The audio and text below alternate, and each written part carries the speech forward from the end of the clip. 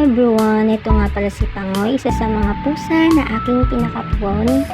That time, na-inject na siya ng pampatulog at tinatanggal na siya ng balahibo. Ito naman, nung pagkatapos ng surgery,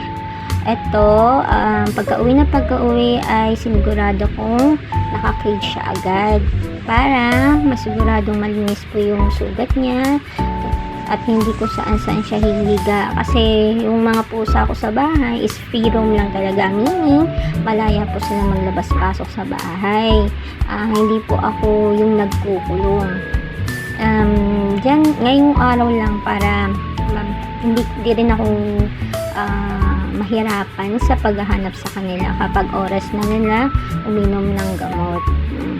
That time, si Pango pa lang yung may gana kumain, unlike sa dalawa na kasabay niyang pinakapon ko. Wala pang gana kumain dahil siguro mas daman nila yung makirot siguro sa tiyan nila. Ayan, si Pango parang wala lang, kain lang ng kain. Gusto talaga niya yung kahaya-hati, yung dry food na kinagisnan niyang pagkain mula nung natuto siya kumain. At ang wet food naman niya is Power Cat, at sa Little Sand is Power Sand.